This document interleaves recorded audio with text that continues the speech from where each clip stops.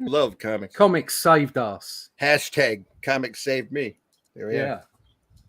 Come on in, everybody. We see you out there. We know you're there. The chat's open. Come on in. We're talking Watchmen. Let's get weird. This gets I don't know. Let's get into the politics of the day and the classic touchstone sequential art here. Almost didn't run this episode and ran out and grabbed a bunch of stuff of John Romita. Yeah. I was considering that. Yeah, just to celebrate. We could do that Sunday. His life. Nope, it's too late. Glenn, you know that. We missed it. We recorded Sunday on Monday. Oh yeah, of course, yeah. Yeah, you're right. Well, okay, then put that one back. Well, you won't be there, will you? Tell you what, drop this now. Go and get your John Romita book, and we'll talk about that. I don't have I've got a lot of John Romita, but I don't have an art book. Well, just get the first one that you come to them. I've got essentials like crazy out there. So I think what we should realize about John Romita Senior is that it's very sad that he's died, but he was 93. He's had a fantastic life. Yeah, he did. As far as we know, I mean, it's sad. It's sad when anybody passes, but really, it's sad for those people that knew them most, like their family and close friends, because they're missing them. Okay. Yes. I'm going to say something controversial here. It's like missing those people that have gone is a selfish emotion, because it's you that's missing them.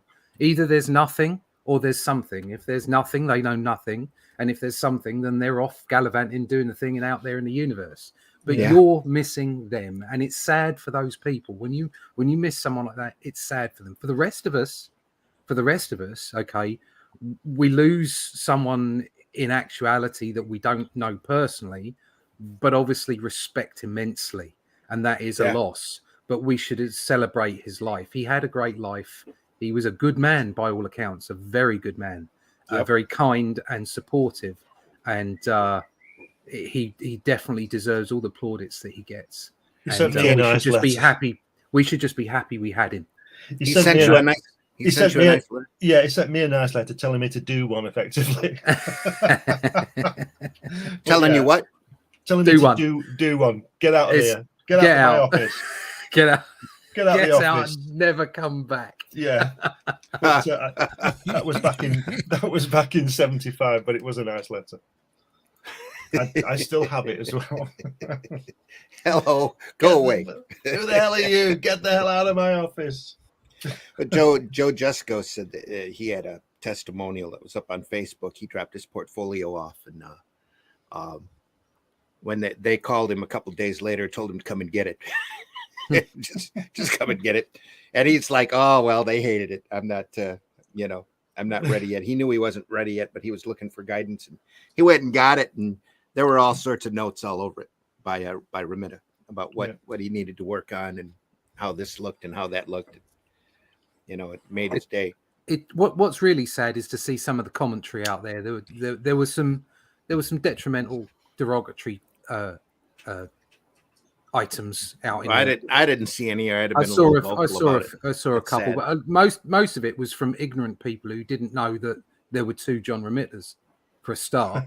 Okay, and it does a senior and a junior. You mean? Yeah. And sometimes you see people opine about how wonderful he is, and yet they're the same people that are probably telling you that you should forget history and that old comics don't matter. And you kind of think, piss off. Sorry, exactly. That. Sorry, go away and leave us alone. All right, people that really love comics know. All right, and that's not a gatekeeping thing, not at all. Everybody should be invited in, but it's like when you're there, and on the one side you're saying, oh, like all old comics are rubbish, really. And certain of them shouldn't ever be seen again. And then on the next side, you're just looking for clicks or for likes or whatever because you're opining about a well-known artist that's died. So, that can be a little bit annoying. But there was an overwhelming outpouring of genuine love for John Romita and his work, and absolutely deserved. A fantastic artist. Yeah. That's been the thing the last couple of days. I mean, ever since he passed, is the testimonials from people that pop up and go. You know, nobody, as far as they knew, had anything bad to say about him. Oh, I've been very. He was a tough guy and a tough job. Who really, there are no stories about him throwing stuff around the office, or at least they were kind enough. They were kind enough not to recount them. Yeah. Or to talk about them. I realized just how many people, how many should we call it experienced artists and writers that I knew on places like Facebook and what have you, with the amount of things that turned up in my feed. Yeah. And I didn't realize I knew all these people. Do you know what I mean? It's like you interact with people so rarely, you know, directly. But so much of it was coming up and thinking, bloody hell, I know all these people. I'm connected in a very small way to these people, and they were all saying great things about him. I've got Bob Layton on my Facebook page. Yeah, he doesn't post a lot, but no. Did you see his testemonial? Yeah. Where he's in the office looking. He's actually dropping pages off because he's apprenticing for Wally Wood. Yeah. Right. And he's passing by Remitta's door, and he's hearing Remitta saying, you know, I got to find an inker. I got to find an inker. I got a book that's got to be inked. George Tuska Hulk, or no, Iron Man. It was a George Tuska Iron Man. He popped his head in the door and says, "Hey, I can get that done for you in 4 days." And Remitta looked at him and called him in, looked at his samples, and gave him the book. And then, you know, after he leaves, it hits him what he actually promised. What he said, yeah. So he runs the thing over to Continuity Studios and says, "Hey, I'm on a tight deadline, and we got to get this book. I got to get this book done in 4 days." And Neil grabs it and spreads it around the office. So everybody starts inking, and they get it done. He brings it back in 4 days, and it's all. And we're talking crusty bunkers here. We're Dick Giordano and Neil Adams and all of this are going through and inking this George Tuska work. And those of you that aren't familiar with Tuska's work, his stuff can get pretty loose. I'd love to track that issue of Iron Man down. It's probably really pretty. But he drops it off at the office and leaves. They say thank you, and he leaves. He doesn't hear anything back from him. You know, a week goes by, 2 weeks go by, and he's like, well, that was kind of it. That was an adventure. Okay. Back to being Wally Wood's apprentice. He gets this package at his door, and it's an issue of the Champions, probably drawn by Byrne, at one of his first things for Marvel. And he thought it was sent to him accidentally. And he calls up the offices and gets a hold of Remitta and goes, "Hey, this package got shipped to me for some reason. Where do you want me to ship it to so you're not going to screw up your deadline?" And John goes, "Oh, no, you're the new regular on Champions. You're the regular inker on Champions now. Good luck, kid." And he hangs up. Well, comics broke him that day. No notice. Yeah, comics broke him right in half. And I think that those issues that Remitta and Byrne drew were just incredibly pretty. I was happy to own a original from that run for a long time. I was real happy for that, and it was amazing. And yet I had it signed by Byrne and Layton, and both times that I took them up to him, they looked at me with this look of disgust. Both of them said, which was really funny because Layton signed it last, and I was laughing my ass off when he looked at me and said, "You like this?" I said, "I love this, and I'm glad you like it." And you signed it and set it on. It was funny. That's funny. That's what John Byrne said. He just looked at me with the kind of a look. I don't think they like each other. Oh, dear. Anyway. Did you guys know it's the 40th anniversary of Blackadder? Is it really? It's what Twitter's saying. Oh, right. Oh, you'd think it was older. Anyway. I have a cunning plan. Cunning something. Cunning. Boom, cunning. boom, Cunning. boom. Cunning. Cunning. Yeah. Cunning. All right, folks, we're going to run the opening, and then maybe we'll talk Watchmen. Yay. Yeah, maybe. Here we go. Hey, everybody, we're all going to get laid.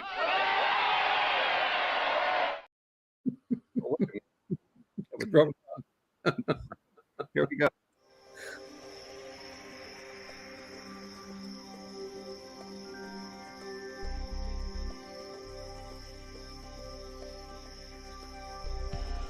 What was that?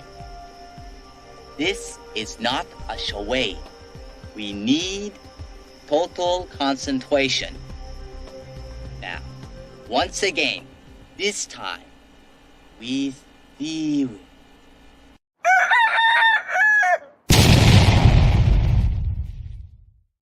One last bit of political commentary. I talked to somebody about this comics broke me movement, and here's a direct quote. What the fuck is the matter with people in this business? There we go. Well, Watchmen, folks.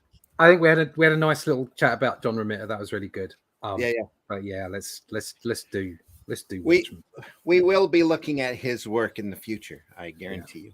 So there has to be. I know there's a couple of really good artisan editions out there. I've got a Spider-Man artisan edition. Yeah, absolutely. Is it by Romita or yeah, is it Romita? Gil Kane? Romita. I've got a Gil Kane one and a Romita one. Yeah. There you go. That's some great stuff. Gil Kane during that period was just knocking it out of the park, just consistently. Yeah. Watchmen, Chapter 7. Hey. We open on a fisheye. Yeah, the goggles of the is it the goggles of Night Owl? Looking at his you can ship. see that distorted Mr. Smiley face, can't you? Yeah. Something I've just noticed as well, because I've only just seen this black and white. The version. smear right there, the blood smear, along with the just knocking the dust off. Mm-hmm. Yeah. What'd you notice? On the bottom of the smear, on the artwork, on the black and white, you can see where the finger, well, it's not all black, but on the printed one, the color.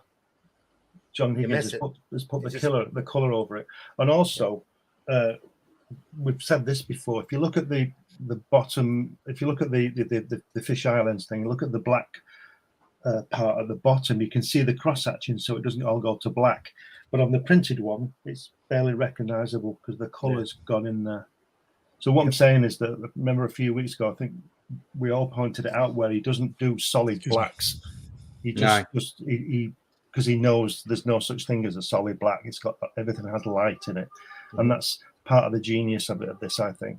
See the wonderful shading, the cross hatching around it to pull that forward, push the background back farther. The distortion there on the detail is just amazing. Yeah, it is fantastic. Yeah. And then again, that left to right smear motif that comes in a couple of other times too. I think issue 12's cover has got that back in it with the butterfly in the snow. It's quite incredible, like we said, the thought process that went into this. There's a lot of thinking and work gone into this. That's why we're here. Yeah. All right.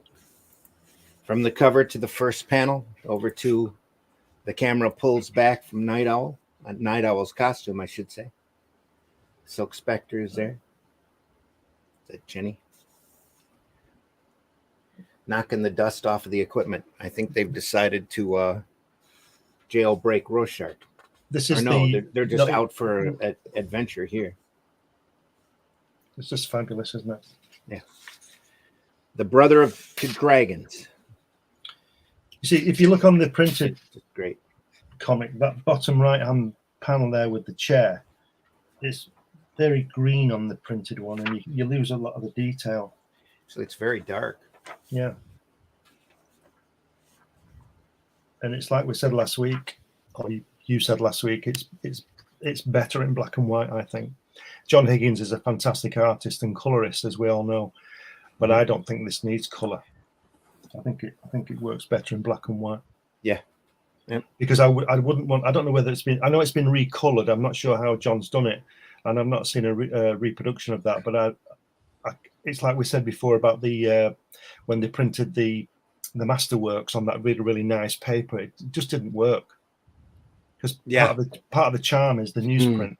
Yeah, and the crappy printing, those old processes. Yeah, the misregister and all that sort of stuff. The wonderful yellowing. Yeah. On the paper is just that's about the same color as mine as well. Yeah, I mean I've got the collected version and my paper's bloody yellowing, so there's a lot to be said for that, though. You know, the age, the oxidation, that kind I of. love thing. old books. I do too. Love that old attic musty smell, Yeah. like fine wine. Anyway, some more beautiful ink work here. Yeah. It's Beautiful just- reverse it's angle. fabulous. The camera pulls up. Doesn't he draw tall people? Very tall, his people, and very long. A little longer than some, yeah.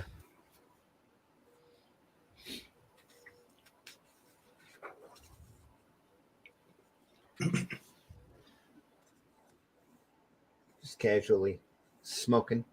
Yeah, it's one of those pipes in this. They also, when they smoke, they tend to have that blob on the end in this comic, don't they? It's like a vape.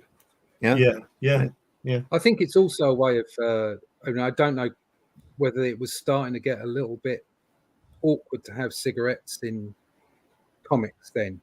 Maybe. It doesn't. That looks more like an opium pipe than a. Yeah. Yes, it does. I think it's like a cultural thing they've established rather than Yeah, Yeah. getting away from it. That's a cigarette, and that's what they look like. like the blimps. Yes. Mhm. Yeah. Yes. It's just that's what's going on in that world. Yeah. Oh, There are all these subtle little things in there just to make sure that you know this is not in canon. This is Yeah. not the DC universe. Yeah. Until now. Thank YouTube for the gentle reminder to my email box that we're live on Facebook right now, and I haven't right. changed it back to public. There we go. Come on in, everybody. Why I was do you wondering have why to nobody change was it in the to- chat Why do you have to change it to public every time? every Why time. isn't it just automatic? Well, welcome to Facebook. Jesus. They do it Control. all the time. Yep, control. Let's move that light a little closer. Ah, Look at that beautiful lettering by Dave Gibbons there. Isn't it wonderful? It's just wonderful. I wonder if And that part here was typeset or not. It is typeset. Yeah, I'm talking about the Yeah. letter on the balloons. I love that. I'll tell you what I noticed. I think we covered this, but I'll say it again. None of what I like about this comic is the word balloons are not ovals like Artie Simek and people might do. They sort of got straight edges. Do you understand what I mean? Yeah, they're all a bit wobbly, aren't they? Yeah, they're all a bit wobbly, but doesn't it work? And we're looking, Helen and I were looking at some Hergé stuff last night, and the same thing there, and the same thing with Mobius. That in the European comics, they tend to do square word balloons, and I think they work much better than trying to fight and get a perfect oval, or even try and disguise the fact that you can't do it on this. Do a square one. That's what I think. So from now on, all my comics will be having squared word balloons. I had You have to, you have to do a character that speaks first. yeah. Well, yeah, that's true. On Well the spotted. first And you on, then you get one of these. Yeah, See on Only that's Death Can well-used, Save Us, I kids. was doing that. Beat up. Even put a little little bit of tape, couple layers of tape behind it, so that that's the the one, yeah. rapidograph lifted up from the lip of the template. Yeah. What were you saying, Russ? No, Sorry. it wasn't. I did a strip. It wasn't Only Death Can Save Us. I was trying to think what it was. It was a color strip. It was for John Lloyd. Is it David Lloyd. David Lloyd? Sorry, David Lloyd. I keep getting those names mixed up. Mhm. David Lloyd his online comic, and I did a color ghost story, and I lettered it as well, and I did all the lettering like that. Right. So there were no ovals. I didn't use ovals. I drew each shape, and then gave it an outline, as it were, and it looked quite nice actually. I thought, yeah. rather than trying really hard to get sort of smooth lines and failing at some point, because you inevitably you will fail at some point. Just do that. Plus on Rorschach, make sure it's a lot more jagged. Yeah. I love that. Yeah. You Ace can is tell his Weekly. voice That's is the name of it. roughed up like the balloon. That's something you don't see in comics very often anymore. It's that with the broken lines when they're whispering. Yeah. Oh God, yeah. Broken lines. We'll be doing a lot of that. I really- like thoughts as well, thought bubbles. I don't. Yeah. Yeah. I like the inner monologue. I like that. Yep. I always thought it was funny. I remember seeing a Fantastic Four where Sue Richards has gone invisible, so she's in dots, and she's thinking, and she's whispering, and it's in dots as well. It is in It dots was like- as well. Yeah. It was like somebody else had inked it or something, you know. Great tight shot face there. I'll tell you what's not where the color works on that right hand page is, you know, where Rorschach is talking. That's a flashback, isn't it? Yeah. He's thinking that, and that's why he runs off, and then but it looks it could be confusing to if you just saw it in black and white, because you would That's think true. he was there type of thing. Yeah.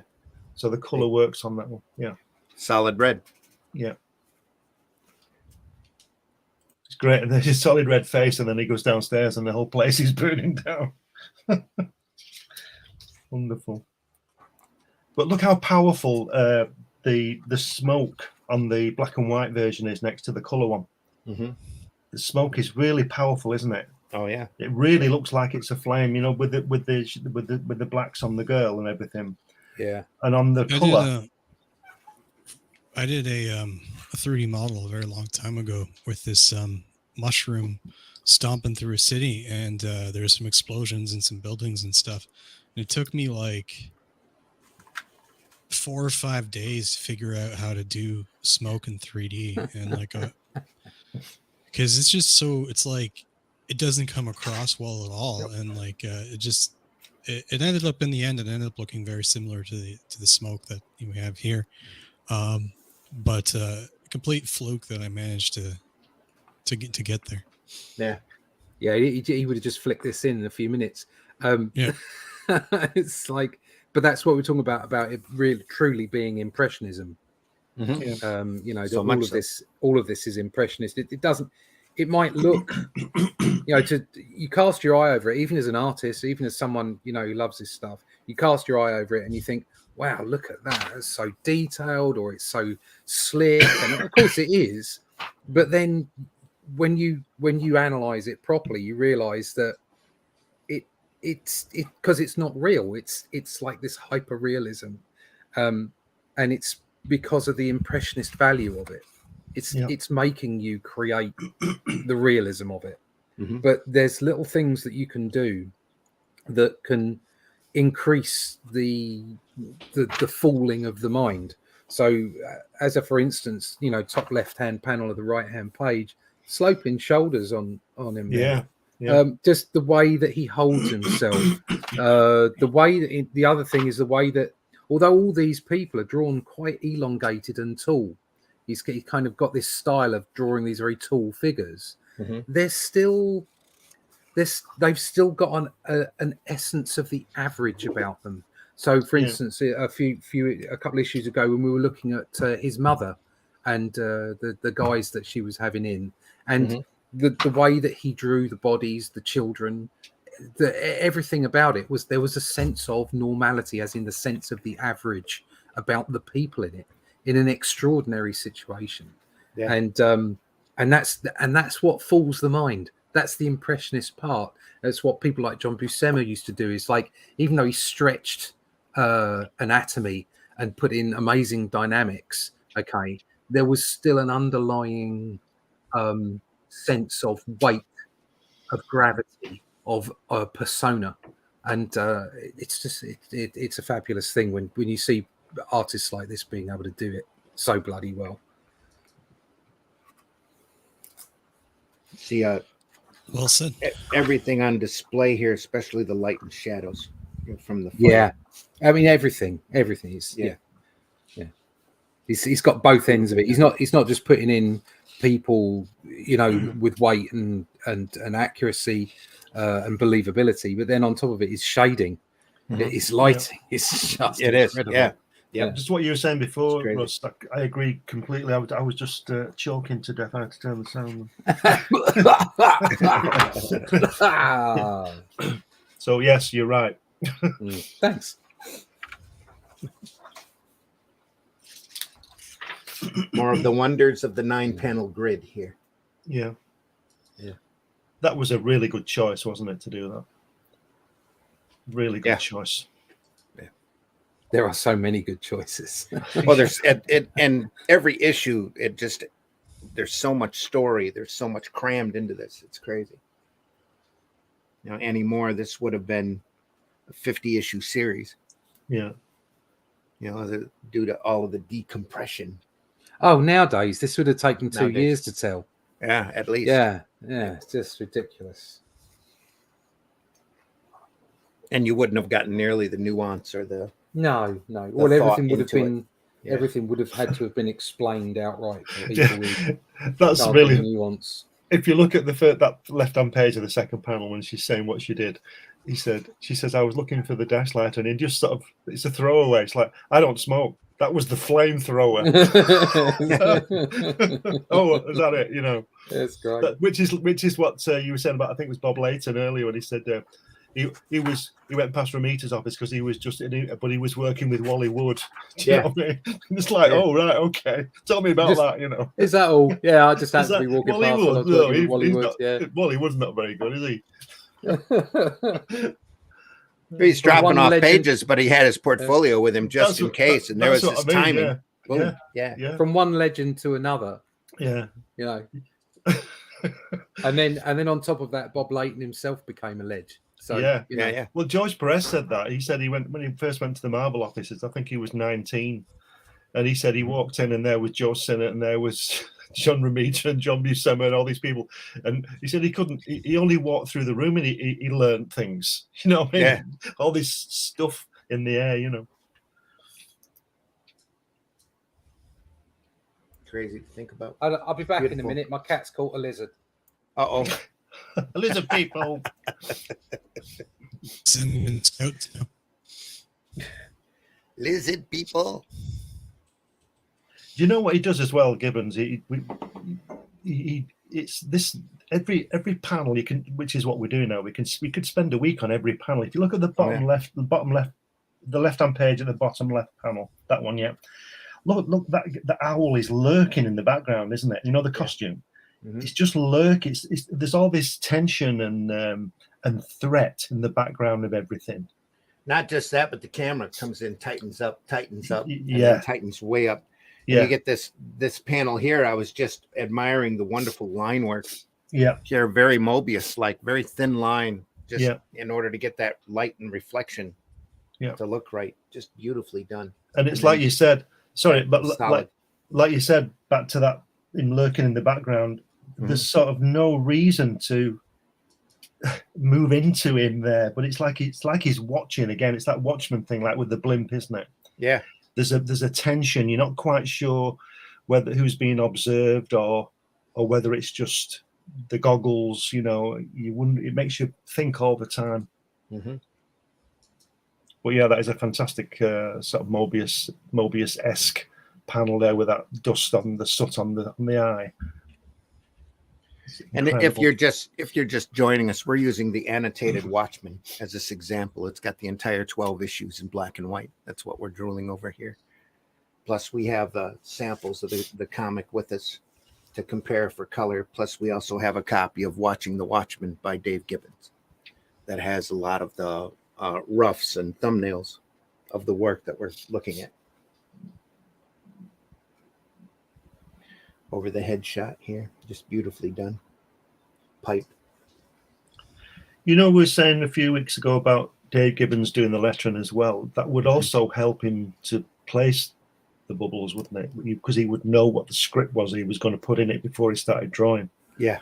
He would know where to place things and people, right, with regard to that, rather than just the so-called Marvel way where he would go away and draw it and then the writer might fight to get some words on it. Mm-hmm. Absolutely. That's one of the reasons why it's so good. More great shadow work here on that face. Just enough, not the whole thing. Just enough.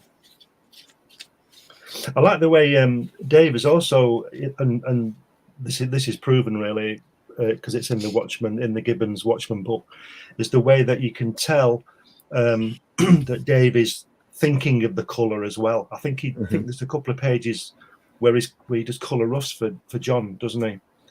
But he's also thinking in colour, because like you're saying about that shadow on there, there could have been a lot more black on there. But if you look at the colour, his face is in brown or a bronze. Actually, it's purple. Oh no, it is kind of a brownish. Yeah. Lizard people. Yeah. Did you rescue the lizard? Yeah, I did. I rescued the lizard and took it outside and put it back in the sun, obviously away from where the cat can eat it again. There you go. Bless it. I'm in England. What? Lizards? So lizard people are going to skip your house during the invasion? Yeah. I for one endorse our lizard overlords. They're just checking up on it. Make sure. Yeah. Where are we? We got to the sex yet? 6 and 7. Nope, not yet. Oh, right. Okay. I love the car in the last panel on the last page. Yeah. It's just The owlmobile. Yeah.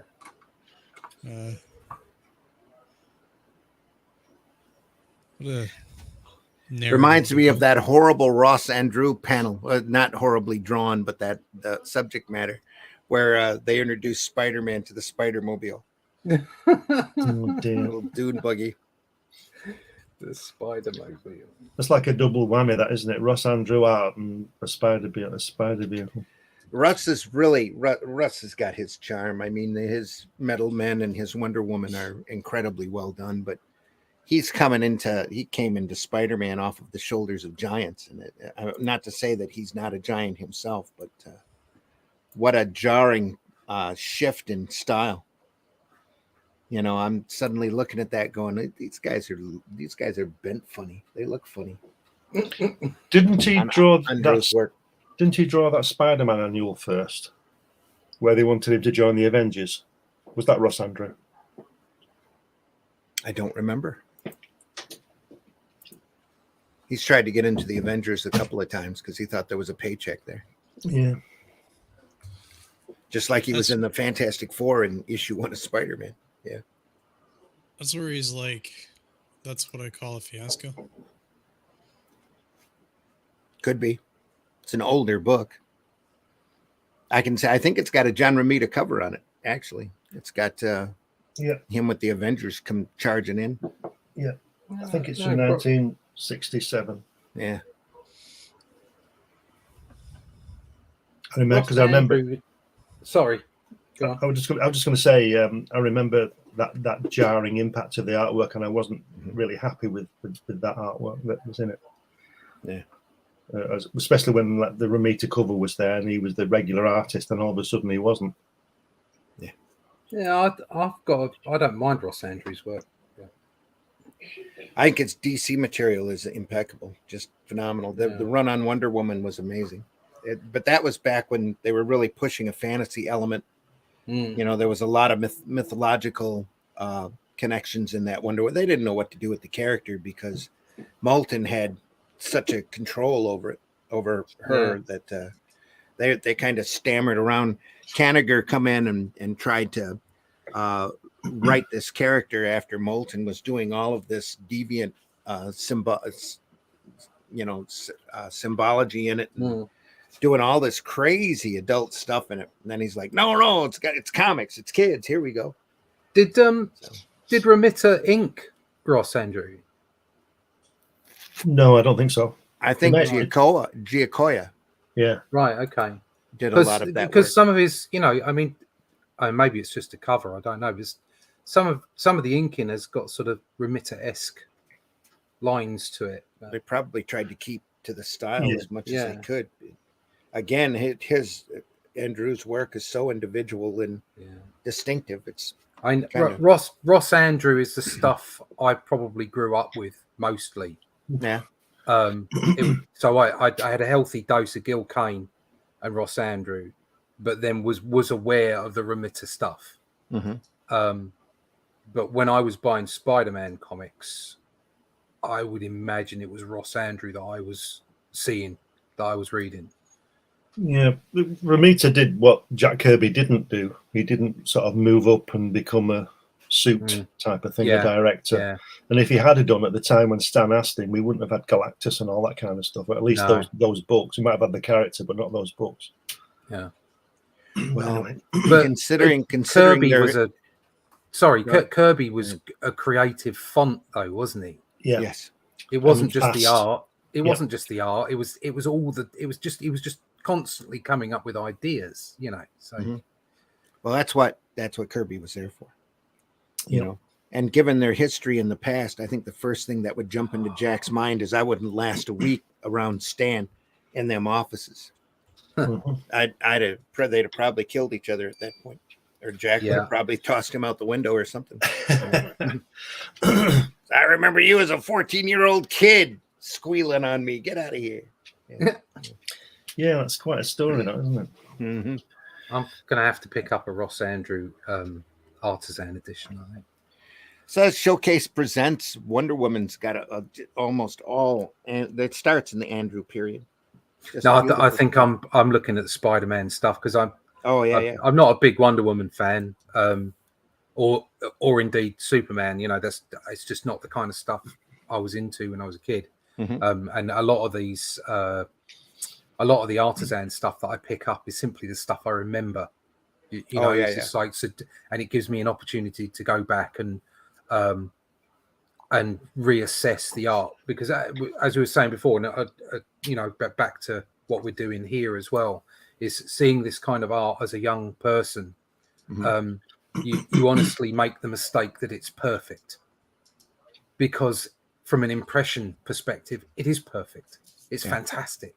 But every piece of art has, you know, good comic book art has, like, you know, glitchy lines here and there, or you know, a wrong stance or something. I mean, this is close to perfect.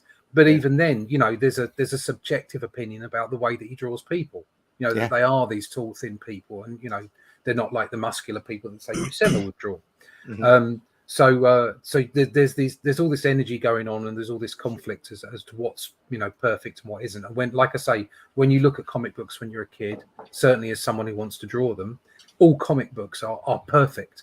They're all like, wow, they're all amazing, and it's inspirational, refreshing, and insightful to go back to that art and see it as an older person, as a mature person who's actually drawing for a living, doing this for, you know, non-stop, and seeing where the development is and how the things were put together, how it works, and applying that to yourself. So you know, I was banging my head, to a degree, all artists do it, and I still do it, banging my head against a brick wall for several years, trying to get the perfect line, get the perfect image, you know, and that's not how it works. No. And now I'm coming to terms with that, and hopefully you've seen that, Randy, in the work I've been putting into Cole. Is that there's, you know, you want to just let it out, you know, just want to get it out onto the page and do its own thing and give it a life of its own. And this book, for instance, has a life of its own. Yeah. Genuine Comics in the house, Dave. Hope you're doing well. So Michael DeFonte. Sorry I'm late. I'll definitely catch the VOD after this. Yeah. Video on demand, I don't know. We are archived over at the Indie Comics Network, and this is the 7th episode of us looking at Watchmen and drooling over this wonderful work. Drool. You know what strikes me about that left-hand page, and considering, and I might be looking too closely into this, but considering the detail that is in this series, that page, when you see the Night Owl there talking to the girl for the first 4 panels, he looks very depressed and down. And then that center panel, when that chair moves, he looks up and he's suddenly very handsome again. And then when he's moving, like he's doing something, and he likes it. And then the next panel, he's down again. Yeah, caught his best side. Yeah. So, and that might just be me looking too closely, but to me, it stands out. It's like he's 20 years younger. It comes through in the story too. Yeah.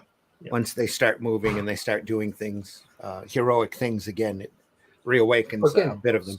Special auxiliary costume. That's better.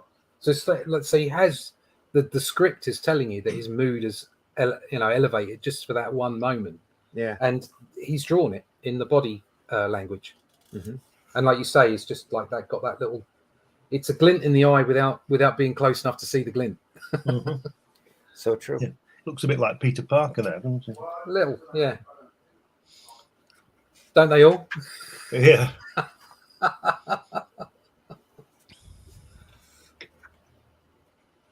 More great light and shadow here. It's testament to Moore's vision and Gibbons's interpretation of that vision, but the way that we said before, none of the panels are boring. Yeah. No. And even that left-hand page, the first two panels are basically the same, aren't they? But they're not boring. Camera's tightening up though. It's still got a worm's eye view working here to see the feet on up. More of an even keel here. He's walked towards us and she stayed static. Mm-hmm. So it shows movement. It's very good.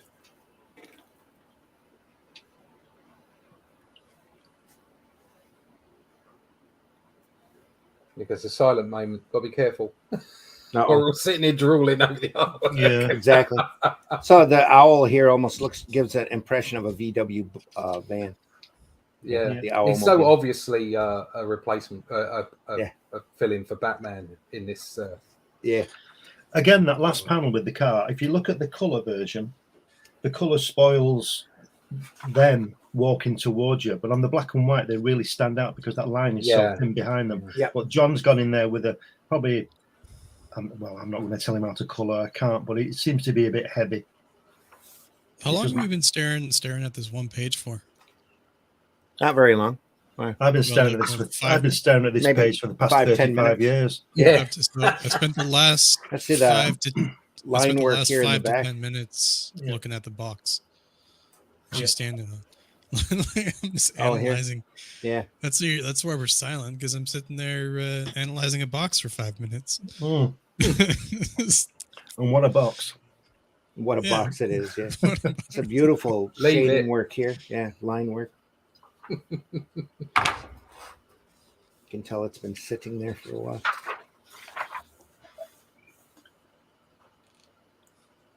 You know, the fact that it's taken 4 pages to see the same two people only a foot apart, you know, moving about is just incredible. That it's so interesting and you know, arresting, and you look at every little detail. At least I do. I'm always looking at stuff in what's going on underneath the car and all that kind of thing. It's just master. It's just a masterwork, a masterpiece. I remember at this point too that the books were starting to just get a little later and a little later on deadline, and every issue that came out, you grabbed it. At least I did. You went home and you just devoured it. You went through and you read it and you studied it and you looked at it and admired it. I stopped reading it after the 2nd issue, and I waited until the series had finished before I read it all. And I'll tell you where I was. I was on the canals on a boat for a week, and I used to read this every night after dinner, and I'd read a couple of issues a night, and it was great to be isolated as I was, and enthralled by this as I was, you know. Because I don't know whether you've been on one of those canal boats, Russ, but you can't go faster than 4 miles an hour. No, it's 5 miles an hour, isn't it? Yeah. I got chased by a police boat. we must have been doing all the 6 miles an hour, and this police boat cruised up beside us, and it just held a sign out the window that said 5 miles an hour. That was it. And then it went off. We slowed down. Well, every morning, I was woken at daybreak by this tapping on the window outside, and it was the swans. The swans wanted feeding. They wanted the breakfast, and they used to wake you up. They wake you up. They come and bang on the side of the boat, wake you up. Yeah. Anyway, boating in the UK, it's lovely. Yeah. You should try it. It's really good. No crocodiles, no alligators, no massive snakes. Okay, no lizards. Swans. No lizards. No, not even. You don't even see a lizard. Most we got over here is a grass snake. Right? Lizard Go people. places like Australia, it might be beautiful, but everything's trying to kill you. Yeah. Yeah. Or in the southern states, everything's trying to infect you. Try and eat you. Careful. You can take that however you need to, Yeah. I guess. Sure got a pretty mouth. Oh, Jesus Christ.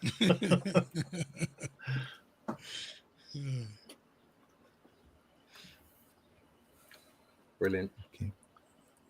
Silence Look- again. Sorry. Look at Yeah, that just little Gobsmacking, isn't it? It's just little radio thing he's producing there. That's really 80s, 70s, 80s, isn't it? Look at it. Yeah. The little aerial on it. I caught the first episode because it was free on YouTube. I caught the first episode of the first series of Brave New World, is it? But Strange New World. the Strange New Star Trek? Worlds. Yeah. It wasn't bad. I'm a little confused. I presume it's all part of the Kelvin timeline and everything from the films. Everything's shifted. Yeah. Everything's shifted because there is no Captain Kirk, is there, until later on? No, there is Captain Kirk is there. It's just he's not on the Enterprise.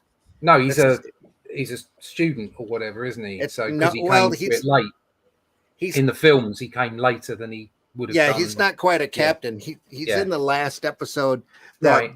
They're really trying to do some interesting things on that show. Yeah. It's one of my favorites. Because his dad is in it, isn't he? He's just rough. He's a horrible loose cannon. Yeah, Captain Kirk's dad is in it, isn't he? Because he comes on it. And anyway, the first episode, the point I was making, okay, the first episode, it was really weird because like it was done, the CGI and everything, all the spaceships, it all looked good. It was still sort of trying to be sort of a bit like the old series, but obviously updated. But then they got the tricorder out and it looked a bit like this thing here. Yeah. And it all looked a bit weird because everything's slick, you know, and nice and shiny, and then they bring out this clunky tricorder, and you think, well, the latest episode they have a scanner, a medical scanner, right, and it's about a little bit thinner than a tin can, your average tin can, Campbell's soup can, okay, instead of just this little salt shaker thing that Bones has. Yeah, he just had the salt shaker. Yeah, and there always used to be those things at the end of the bed that had like the dials, the long thin, the little triangles, sort of like a bar chart with a triangle at the top. It will be going boo boo boo boo boo like that. Oh, brilliant! They don't quite have that as rustic now. They've replaced it with a prettier computer screen. Yeah, but, I think almost like Nolan's Batman or the MCU, whatever. You kind of got to look at this new Star Trek and say, well, it isn't Star Trek. It's the new version of Star Trek. So. And that's how you need to look at it. It's like watching every different version of Batman movie. It's not exactly. The previous it's not the version same. of Batman. Yeah. No, and none of them are the comics version. I would claim that the closest to the comics version was Batman '89. I would say. Yeah. Well, as far as the Star Trek stuff goes, a lot of that is because of licensing and copyright. They can't get all the rights for it. I understand they've got to be a certain percentage different from the original and all the rest of it. But I mean, I don't mind. Not anymore because the two companies have merged together. I don't mind the Kelvin timeline. I actually thought. I know there's a lot of people that don't like those first couple of Star Trek films. But I actually thought it was very clever that you could see that they had to diverge from the original. You could see that they needed a way of rebooting it, and that I thought they did a clever job. I enjoyed it and thought it was all right. No, it wasn't the original, and it never will be. But there's no reason why you can't have both. Well, the crazy thing about Strange New Worlds is that they've worked off of the original Kirk and Spock. Yeah, as a foundation, but it's completely different, and all of these things have shifted. And that because Spock went back in time, he's told the Federation their future. So the Federation they can make changes. The Federation has intentionally gone through and made changes. There's sections of space that they've explored, and now they're bumping. For example, they're bumping into Gorn space pretty hard. Yeah, and they're running into Gorns where before that's what they were talking about. Yeah, before they weren't there, where they were just on the edge. Yeah, those were the lizard man that was in that was in Arena. You know, the Yeah. Arena episode. Yeah. That's great. Yeah. So I think you've just got to take. I think there are certain things like I say, I'm not like hugely into canon, but certain things break it. So, for instance, in Star Wars, I'm not hugely into canon, but you know, ruining Luke Skywalker and then using warp drive to destroy your enemies. It's like, well, what was the point in the other films? It's ridiculous. Yep. And I think what they did with the main character in Discovery and how they ruined Spock, I did see a little bit of that and thought, well, that's just you just ruining Spock. You're just changing Spock so that it suits your current narrative. I thought that was crap.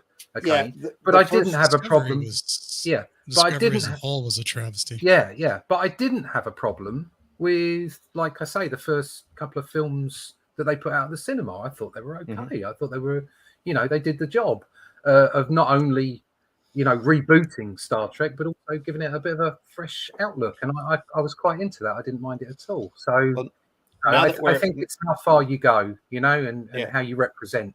And now that we're totally off the subject of Watchmen now, but not the thing that's really impressed me with the Paramount Star Trek shows is the first 2 seasons of Discovery are just absolute horrible, just incredibly bad trash. But once they go through and they change that story really hard and they shove her way up into the future, and it actually gets good. And then the 4th season is just freaking amazing.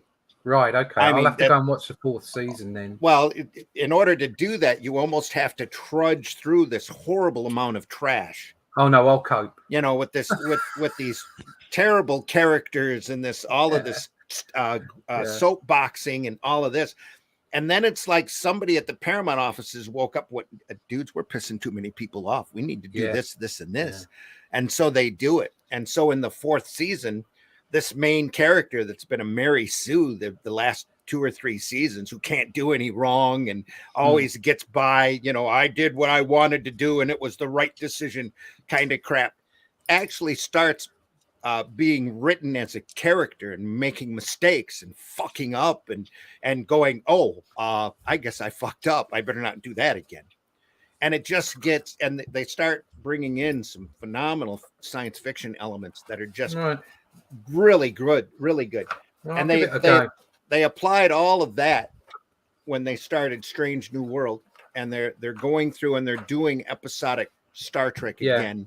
I was just like the original surprised. Series, and trying to do good stuff, and it's just been really enjoyable. A lot of it has been. Really I was good. Pleasantly surprised. It had shades of Next Generation about it in the storytelling, and it was like, it wasn't bad. So but anyway. it had a big clunky tricorder in it, just like this thing here. So I thought, what are you doing with all that science fiction, and you're taking your Walkman out? Well, they're at the point now where they're starting to play the Gorn come out, and they're real menacing, and you know, they're not guys in rubber suits, at least. And it's I like guys in rubber suits. It's brain check material. Don't think about it too much. But the last show of the first season, Pike comes back to himself from Pike in the future comes back and tells him there's going to be decisions coming up where you're just really going to screw up. And then they put him through one of the old original Star Trek episodes, and they show how the Pike character handles the situation as opposed to how Kirk would handle, and Kirk comes in on it, and they're visited by the Romulans, and Kirk just wants to blow them all out of the sky, just fuck them, blow them up, you know, get it done. And Pike's trying to be a little bit more empathetic. It's an interesting, anyway. Okay, it's an interesting bit. Peekaboo, right here. Look at that line weight compared to the owl ship there. Just great. Yeah, it's back to Watchmen. Sorry, folks, it's the Star Trek Ramita hour. Yeah. A little bit of a trip there. We're keeping people entertained. That's what matters. Yeah, lovely line weights there. You're right. Really, I don't know. Really Nobody's added back in the chat since we started talking Star Trek, so we should get back to Watchmen. So what I was talking about, perfection. Okay, you can't see it here, but actually, if you look at that top left-hand panel, there, just the shading on the hands, literally, it's just flicks. Yeah. Okay, it's just flicks. Okay, because that's all it requires in that particular panel. And that's what I'm talking about. When I was a kid, I'd have looked, or when I was a young man when this came out, but when I was a kid and looking at the other stuff like Ross Andrew and Gil Kane and, you know, whatever, I'd look at those flicks and go, oh my God, that's perfect. But I realize it isn't perfect. And that's the whole point. Exactly. It's wonderful brushwork. Yeah, it's beautiful. It's just Thin, what you thick, need thin. Yeah. and not too much. Yep. Exactly. Yeah. It's all about economy of line. All of it. All the great artists, economic with their lines. And it doesn't matter how detailed they are. If they want to put in lots of detail, it's because they decide to do it. They're not just, you know, filling in. Okay. It's all economy. They know exactly what they're doing. Speaking about new artists that do that stuff, did you has anybody seen that the artwork in that book Lucent? Lucent. Yeah. I've seen the first one. Yeah.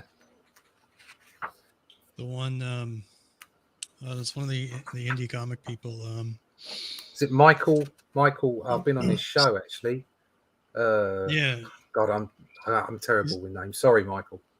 He's got this one image of France, right? And and you look at it and it's got the whole like city in the background and the Eiffel Tower, and he's got like every single line on the Eiffel Tower, and then you zoom in some more, and then it's just like it just keeps going and going and going and going, and the amount of line work and detail on it is ridiculous, right? Yeah. But that's the charm of his stuff. You know? Michael says, I like how she, him, and the ship are looking towards each other and thereby the reader. Yeah, the camera is always shifting on this. It's amazing. And the Night Owl's goggles, too, runs the same thing. You're seeing that camera constantly shifting.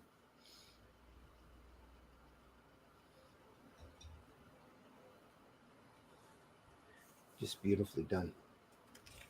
More great shadows here. Just enough solid lines to give that impression that the room has got stuff in it. Stuff like this always brings to mind that quote.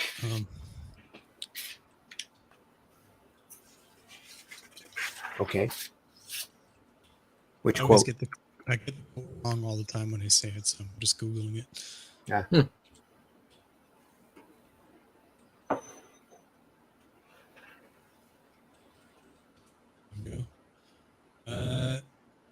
Yeah, so there's a designer knows that he has achieved perfection not when there is nothing left to add, but when there's nothing left to take away. Anthony de Saint-Exupéry.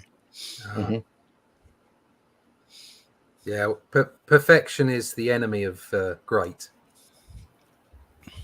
As a Toth said, draw the minimal of what needs to be in there in the panel, and then draw the hell out of it. Yeah. And then again, there's always, you know, things are different now as well. It's like all this stuff was done on a schedule. Yeah, on a hard schedule. On a hard schedule. I mean, you know, I know that they were late with these, but they were able to get to be late to a degree because of the names that were involved in these books. Yeah, even at this time. Yeah, even at this time, they would have been given some leeway. Do you know what I mean? Mm-hmm. Whereas maybe some of the rest of us might have been sacked. But you know, so much of this stuff that we look back on and say, "Oh my God, that's masterful." They were doing it at pace, amazing, unbelievable pace. Yeah, they were jamming it out. They were also being successful with it as well, so that helped. Yeah, it was worth waiting for. Yeah. Line work here on the cheek, just beautiful. Now we're getting into the romance part here. There's so much plot moving and exposition or explaining going on in these pages. And look again, the top right hand page. They're taking his glasses off, and he's very handsome, isn't he? Yeah. You know, it's evolving, isn't it? You've seen, you know, like when you see these films of Elvis just before he died, when he's a blob. But occasionally, when you see him singing and he just turned, you can see how good looking he was when he was 24. Do you understand what I mean? Especially when he was on stage, you'd catch that flash of that charisma that just bounced off of him. Yeah. But who wouldn't look gorgeous in a high-collared jumpsuit, eh? Yeah. Patterned after Captain Marvel Jr. So, absolutely. But yeah, when you look at this and you look at the movie, what perfect casting. Yeah. You know, on this, that looks like the guy from the movie. Yeah. Or actually, the movie looks like this guy. That's what it is. He didn't have a gut in the movie, though. He was a little overweight, pudgy. I think Not they bad, did well. though. I think they did well making him look like that, but he didn't have a gut. Oh yeah, yeah. He probably had a little bit of padding on. Absolutely. He certainly didn't look like it when he had the costume on. Mm-hmm. It's still a little thick, not bad. Barrel chested. I think all the casting was brilliant. That's why it's so good. It's like any good film. You get the casting right, the director, the script, the lighting, the costumes, the whole thing came together. And I think it's probably, well, it's the best superhero film I've seen, whatever you want to call it. Yeah. You know, because it stayed to the source material so closely. Yeah. I know there was omissions there, but you can't do everything, can It's they? definitely up there for me. It's up there with the first two Spider-Man from Raimi. Yeah. I thought they especially the Doctor Octopus one. The second one was Is just that fabulous. is that they had the webbing kind of coming Tobey out of his Maguire? wrist. Is that Tobey Yeah. Maguire? Those? Yeah. Those first two films were stellar. Yeah. They really They were were good. Spider-Man. They were fantastic. Yeah. This I one, just watched those 3 days ago. yeah, With the fiance, we just watched both of them. And that's part of the charm of the last Spider-Man movie is that they're writing characters. They're not writing superhero. yeah. Those three Peter Parkers are very distinctive from one another for a reason, and it really reflects the way that they were in the movie. But I think it shows how things have changed because those, as far as I was concerned, those first two Spider-Man movie was Peter Parker, that was Spider-Man. They did a brilliant job, and this was a fabulous film, really, really good. You know they left the freighter out of this, didn't they? Yeah. Well, I'm sure. I mean, I don't have that Blu-ray thing, but I'm sure I saw a Blu-ray edition where they had animated the freighter series. Yeah, they went through and did the this, Tales of the Black Freighter as a separate motion comic. And it was vicious and incredibly depressing. Right. Yeah. So is that just with the Blu-ray then? Because it's not with my DVD. I don't know. I'm pretty sure I've got a copy of it. So yeah, it would probably be. I don't know if it's Blu-ray or not. I think it was available as a separate package because they sold that and the Watchmen regular. They have a motion comic of the regular series like that. And the biggest travesty there is that they have one narrator going through on the voice track reading the comic to you when they could have done a small cast on it and had really made it a major event.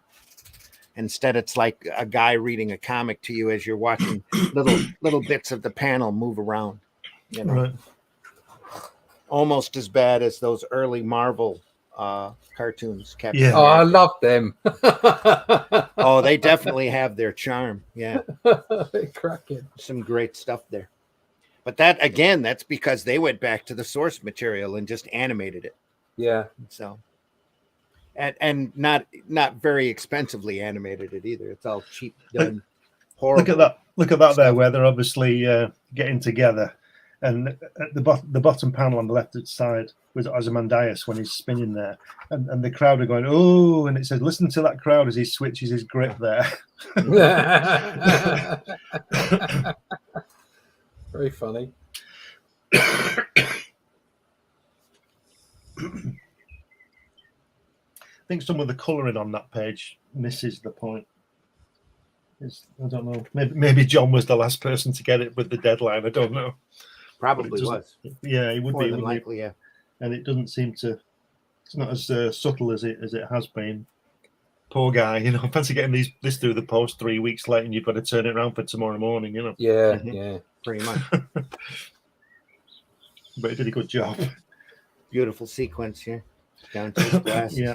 Again, back to that fisheye. This next page, the next motif. 2 pages are stellar. Yeah. And then, sorry, just go back one. Oh, Randy. yeah.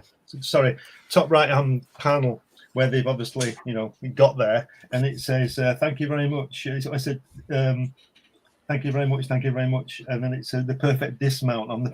Yeah.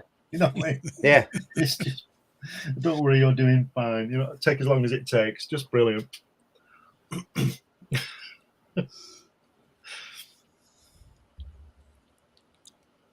It's wonderful. It is wonderful.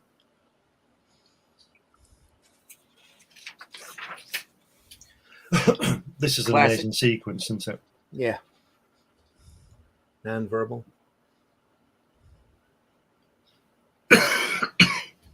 Incredible. And the way that he uses the 2 panel at the at the bottom. It's in strips, and then he takes the 2 panels to show him sitting up. It's brilliant. It's absolutely brilliant. I don't think if I don't know who it was that didn't pay Steranko, but he wouldn't have been getting a lot of money for that page, would he? Yeah. Once again, storytelling. Yes. Excellent storytelling. Yeah. And I think that's what a lot of artists. I'm going to say this, and people are going to hate me for it because I'm not perfect. Okay, I have a lot to learn. I'm still doing it, but the primary function of a sequential artist is to tell a story, not to make the prettiest pictures they can. Yeah. And so that's why styles can vary. That's why you can have so much subjectivity, because at the end of the day, it doesn't matter how you draw your style. It's telling the story that's king, that's most important. Yep. So you can have the most detailed, beautiful version of something on the page, and if it's not serving the story, it's useless. Yeah.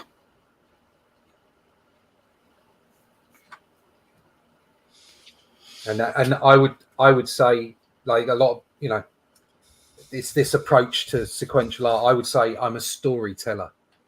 Can we? That's what I do. I'm not just there to draw pictures. I tell a story. Yeah, I work with the writer in order to tell the story. So.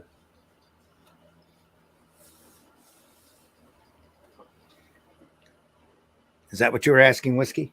That's exactly what I was asking, sir. Thank you. I wanted to take a look at the color and the explosion, because it's the only time you need the color in this. On those couple panels. Morning light here, light blue, Dr. Manhattan blue. Yeah.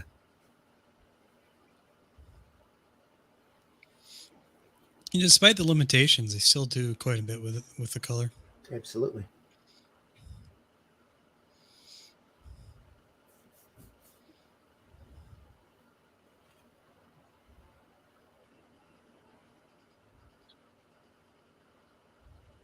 I love the shadow from the TV behind those top panels on the right-hand page. Yeah. That one, and the one on the right. Yeah. Yeah. Stays working. TV's over here. You get that shadow right there. Yeah. Shadow here. Strategic nudity. Anyway. Strategic nudity. Well, that panel there where he's just walking towards the door. Yeah, the middle panel at the bottom. Yeah, there's strategic nudity there. Well done. The top of the bed. Yeah. There, yeah.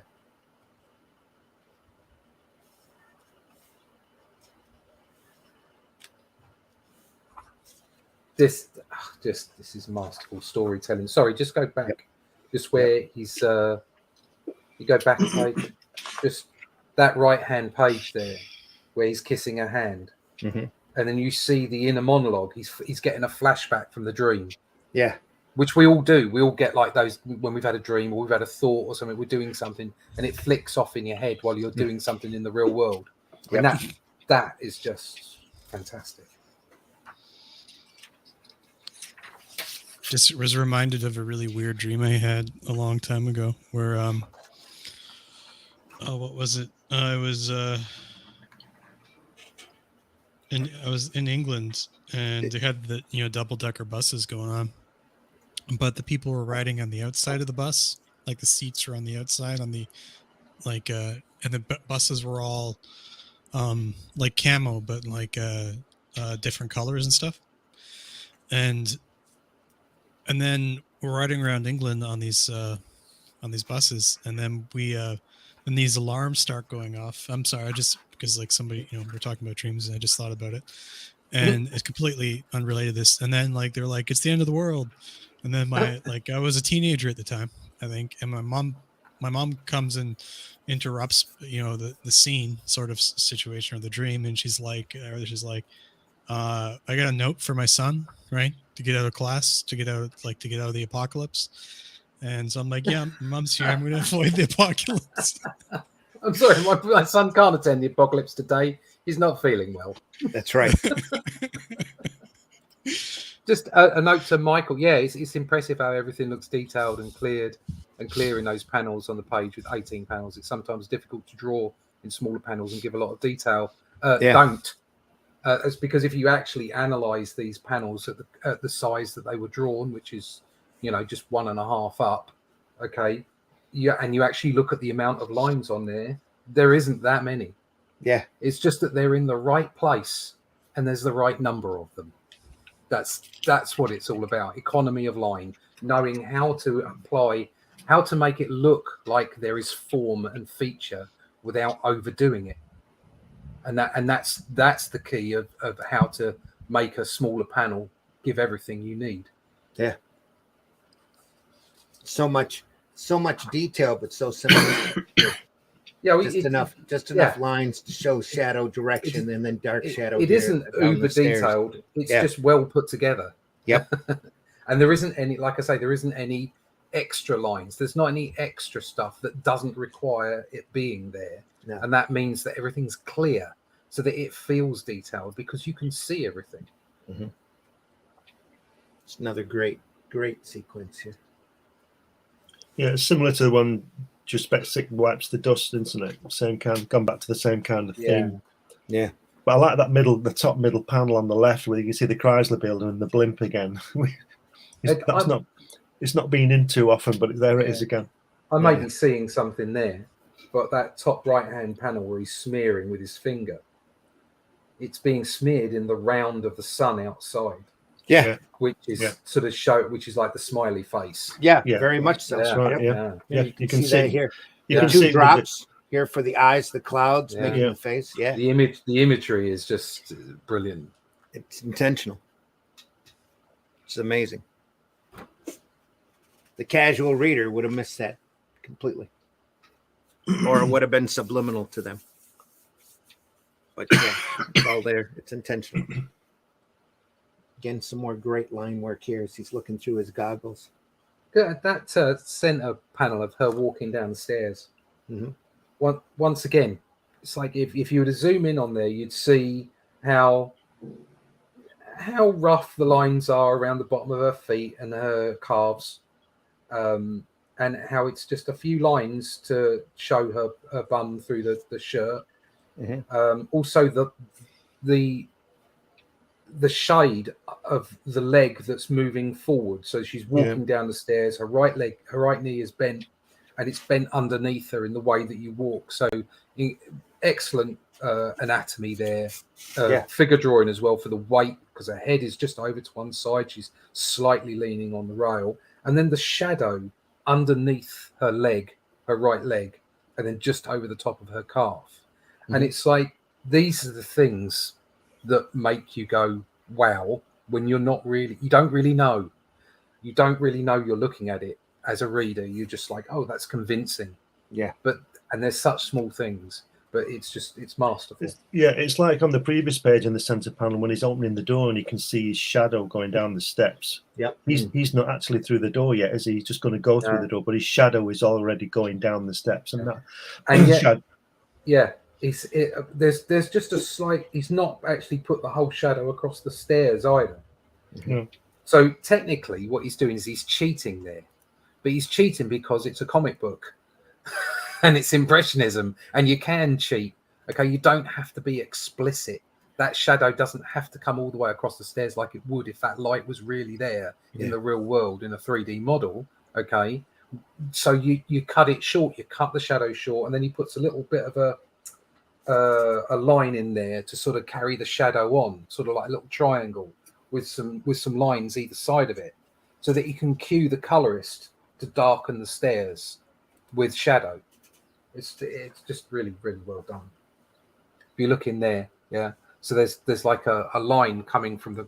So we're looking at the center panel of the left-hand page down the stairs, and the shadow of his head is on the wall to the left there. Right. Well, technically, it would come right across the stairs diagonally. But what he's done is he's stopped it at the stairs and he's drawn a line in and put some shade lines either side. And then John has come in and gone, oh, right, okay, I only need to put that round there. And you can see the shadow cast across the stairs without him actually putting a black shadow across the stairs. It's very cleverly done.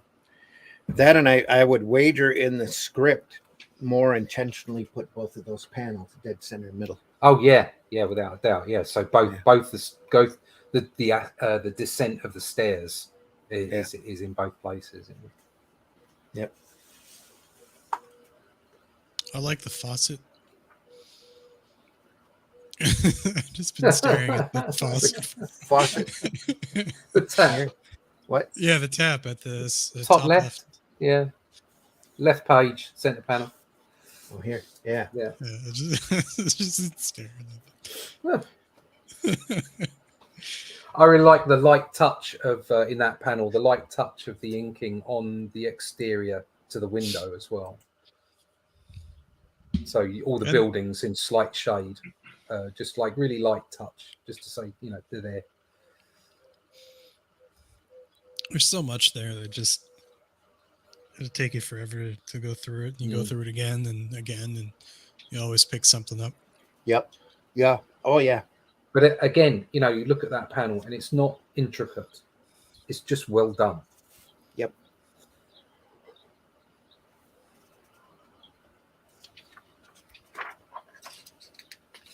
One of my favorite panels in comics right there.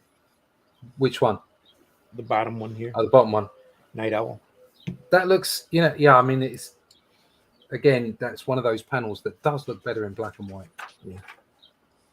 Always like that, even in color. We have some more comments now. Let's go. Do we? You might have them. I don't have them. No, I can't see This them. Michael says it's impressive how everything looks detailed and clear in those panels on the page with 18 panels. It's sometimes difficult to draw smaller panels. Yeah, we looked at that already. We covered that. Just again, this entire page, beautifully done. Oh, sorry, I thought we did. I apologize, everybody. Now, sweat. Have some more coffee. That on the right hand page, the top middle panel where he's putting his glove on, just the folds in the fabric of the glove. Yeah, fantastic. I like his utility belt. Yeah, yellow.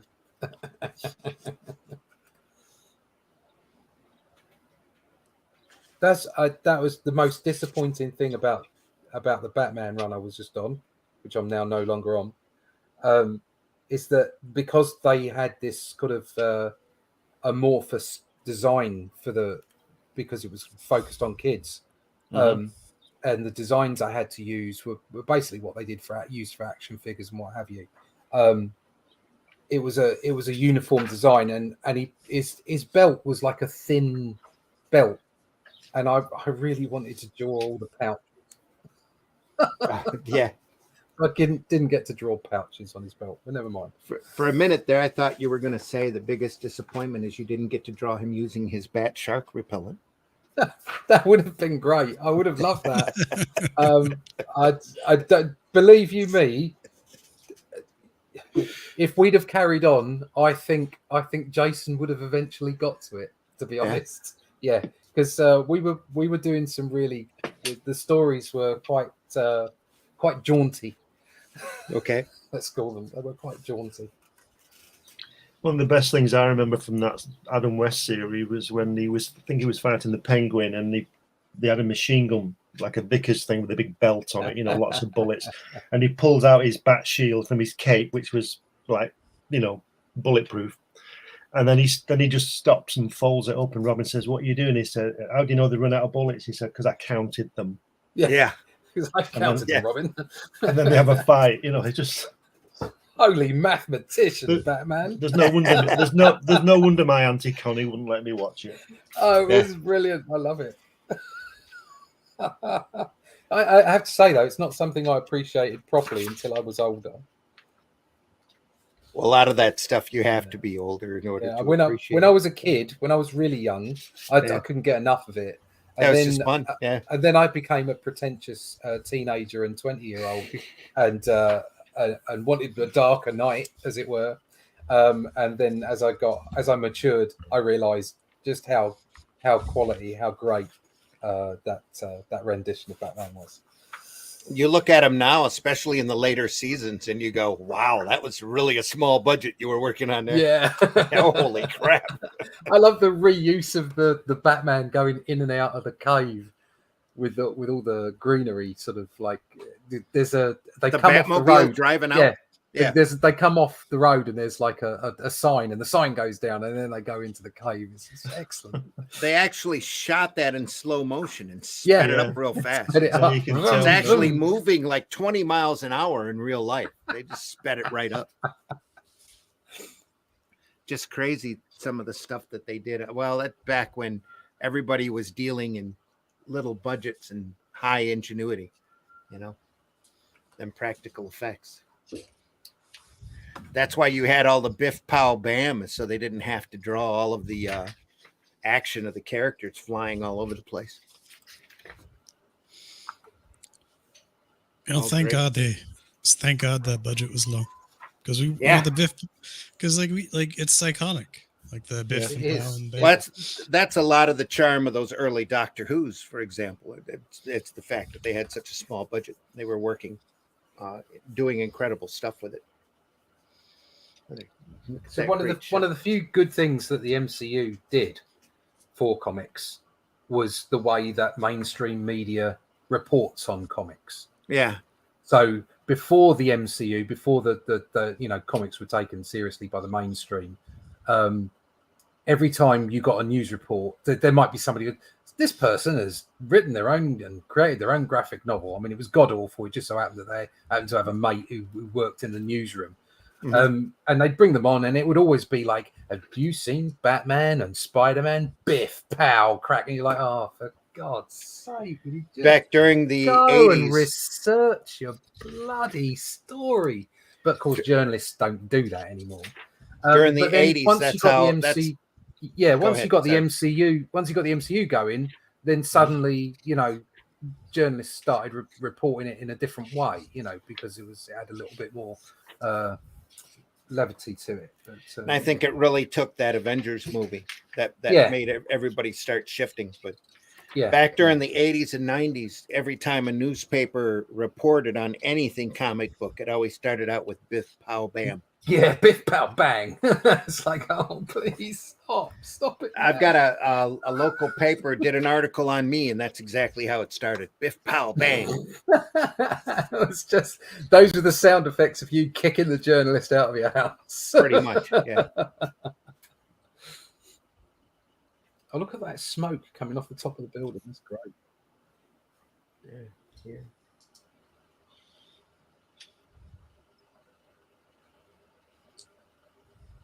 Up through the building, the owl ship goes up and out. How that happens, we don't have up some kind of shaft. Yeah. And then here, the perspective, just amazing. That's really nice, isn't it? Yeah.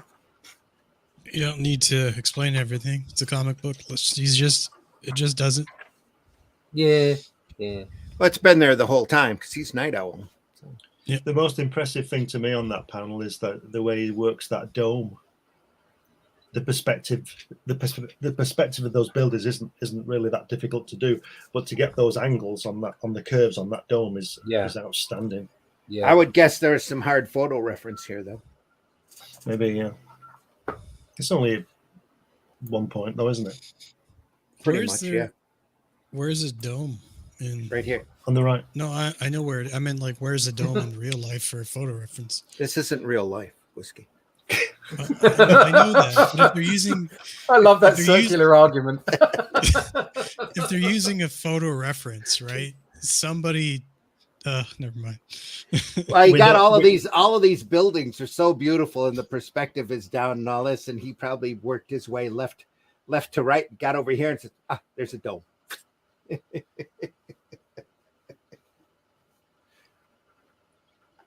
Yeah, I mean, he's gonna not be he's not silent. he's not traced any of this. No. Photo reference, I don't know, maybe not. I mean, where would he have got, exactly like Whiskey saying, where would he have got a photo reference of a dome from? Yeah. At the time, maybe the like the Stadium Eden or something? project or whatever over in the UK, or what, you might have been able to get aerial views of that, I suppose. But We've got a planetarium here downtown Flint. It's not cracked like this, but I it mean, is a to be dome. honest, and I'm going to sound, I don't mean to come off and sound arrogant here. I don't think it'd be that difficult. I mean, all you needed to do is put the lines down through the dome, and then link up the triangles, and then just rub the lines out. But it again, it's attention of detail. It's really good. Absolutely. I can imagine him going to one of those models in like of a city, you see like City Hall, and putting a basketball down and then standing on a step stool. I think he probably just laid some perspective lines down and got on with it. Yeah. It's just more fun in my imagination. Yeah. Well, no, it's fine. You know, keep yourself happy. That's a good thing. Again, look at those bricks on that bottom right hand panel. Yeah. The window and the bricks. And All everything. thin lines here. Yeah. Yeah, just lovely. And then in the color version, it's hardly noticeable. Mm. Look at that. I think that line from Randy, this isn't real, or this is not real life, is going to live in infamy for me for the rest of time. It's a comic. It's not real life. Just sort yourself out, will you? Get yourself some more coffee. If you look on the left-hand page where the owl ship is coming across the top of the building, look at the bottom right on what's going on down there in the window. Oh, there's a couple coupling. Yeah, Like that, silhouette. It's that graffiti again. It's like it's like Rorschach's blob thing on his face, and then when he was looking at the dog and his mother coupling with the guy and all that. Yeah, we were saying that silhouette of a couple has been constant. Yeah, they spray it everywhere, don't they? Mm.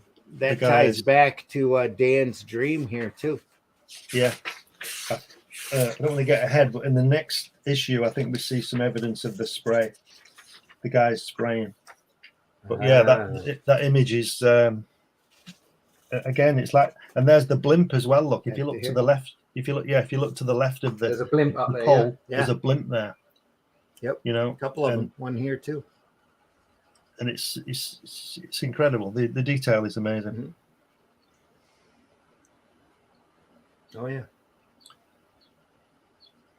I like the way on the perspective panel on the next page, he's not drawn anything in the cloud.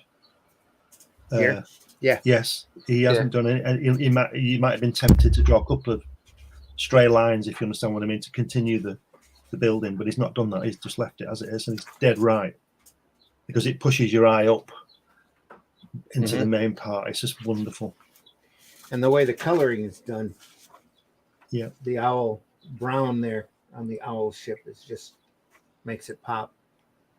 Yeah, I mean that's an example of how great the color is. Yeah. I want to see John Higgins' recolor of it, because what he's done with the technique that we said before, 40-year-old techniques, it's outstanding. I mean, I don't know what he's done with it. I don't know how he's done it, but I want to see it. That's kind of like Lucas going through and redoing Star Wars. Some of that stuff's just not needed, It just needs to be appreciated for. Is that published already or no? What it was. I don't know. Don't know. I just heard that he'd recolored it. I've never seen anything. But I'd like to.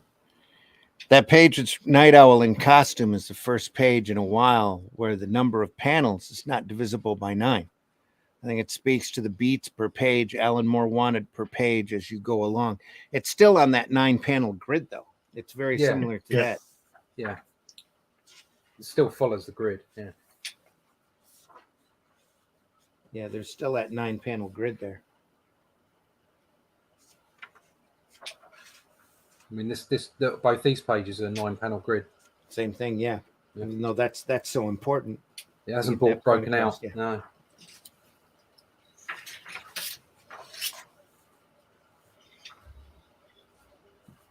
We're back to the 9. Open here. It's a beautiful shot too. Again, not to put John Higgins' colouring down because it's wonderful, but if you look at the colour page, the left page, it works. That owl ship looks far better in black and white than it does with the colour. It does, yeah. Because it's all lit up by the flames and everything. It's incredible. Well, the thing about colour is that the thing about black and white is that you imagine a colour layer in your own head. Mm-hmm. Yeah. How many times have we said not to put down Higgins' work throughout this series? Yeah. Well, Yeah. I think it's Well, important. I don't want to, I think it's important because he did a great job on this. Yeah, and with the tools at the time, it's fabulous. Mhm. It's just that we are biased towards preferring black and white work. So yeah. So true. Yep. Again, Gibbons showing his anatomy. Yeah. Here, it's a beautiful set of legs there.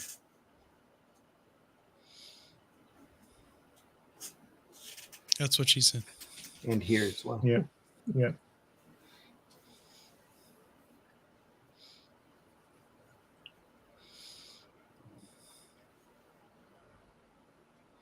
This artwork would have been wonderful hand painted, I think. But that's a different story. Mm-hmm. Great smoke again. You notice the difference in the way that he uses the brush on the smoke compared to the buildings or the people.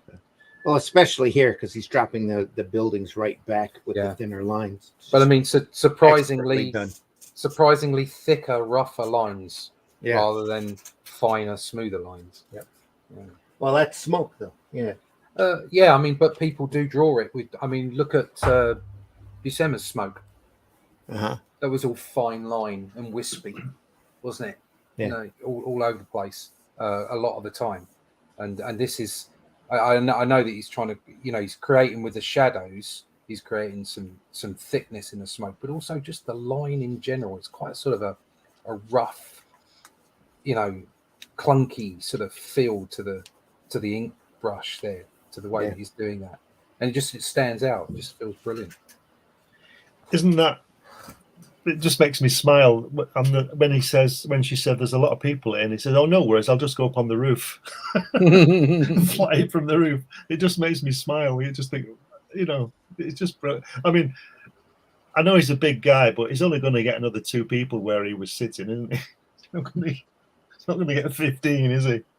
Although, if you look at go to the next page, and you see them all piling out. You've got 1, 2, 3, 4, 5, 6, 7, 8, 9, 10, 11, 12, 13, 14, including him. And they all look like they could fit in there. It'd be a squeeze. Mm-hmm. You'd be getting to know people.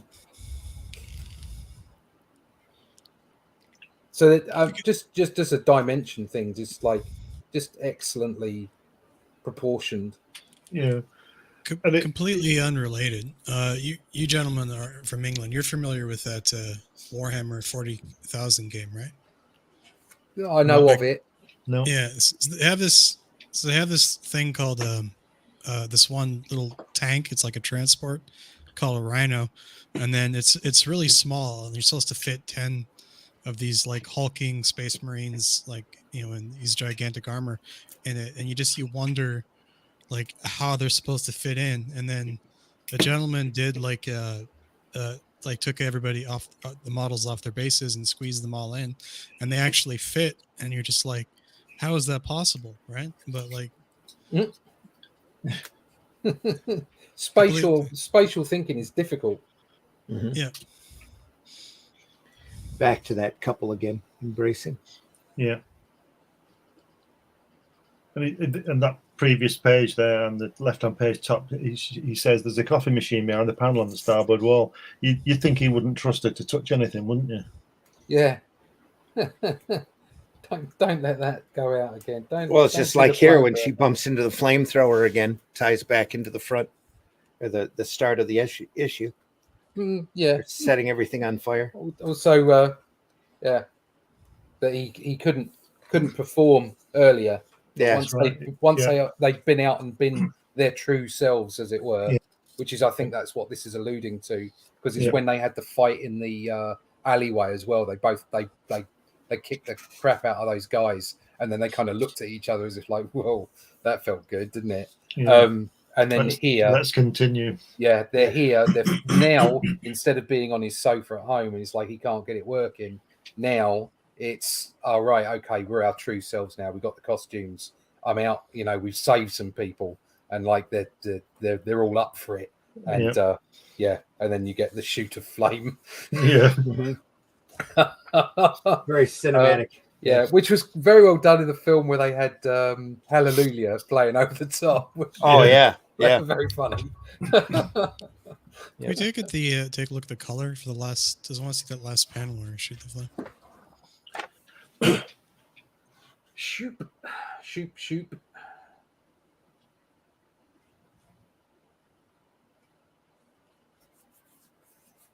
Nice. Oh, there's that dome. There you go. Oh, yep. Right there. Yeah. Zeppelin out the background.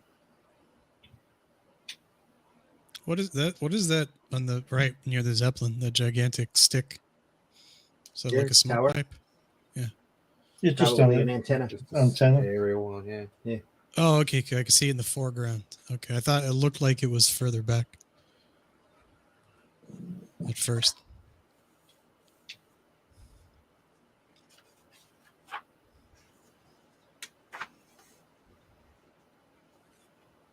More strategic nudity.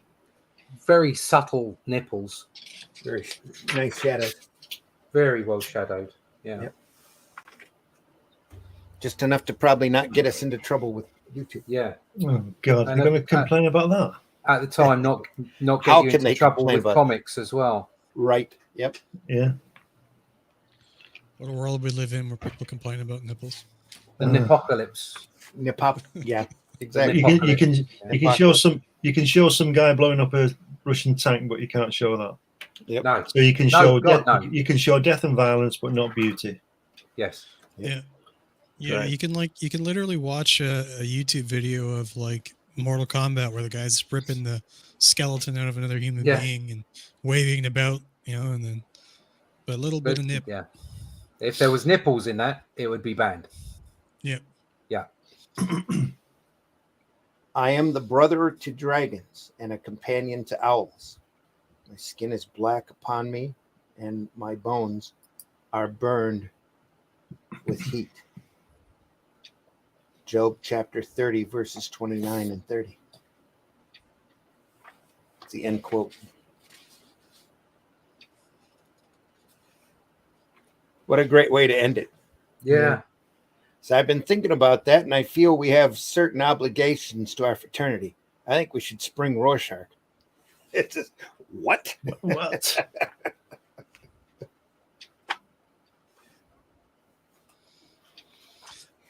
I love that. I just love that conversation right there. That nobody talks like that anymore, right?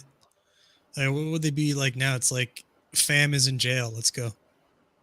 Yeah. Yeah, and we've lost something for it. Exactly. That's exactly the point. Like, there's no harm in things like language advancing, moving forward, additions, variations. But when you lose things, Yeah. that's a backward step. So whoever's watching this, if you have kids and they're like, fam, I advocate you to beat your kids. Oh, it's the word sus drives me crazy. Oh, that's sus. It's like, yeah. It's all from that Among Us game. Those go back one. The lovely drawings of the owl. Next page. Yep. Everybody says sus because the kids playing the game can't spell suspicious. Yeah. It's about the size of it. Right, so. Lovely ink drawing of that owl there. Yeah. Very nice. And the mice. Eek. Very nice. At least it isn't a lizard. That's true.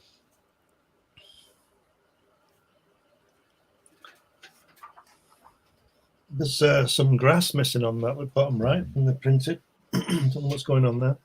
Yeah, I've got I've got some grass. Yeah. Yeah, weird, isn't it? Yeah. Oh yeah. They've made it bigger, haven't they? Made the mouse bigger, the image bigger. Yeah, they have. They got rid of the grass. Yeah, the mouse is smaller in the one I've got. Yeah. In black and white, though, it almost looks like an explosion here. Yeah. Yeah. As someone who has drawn a lot of grass that looks exactly like that. It's probably meant to.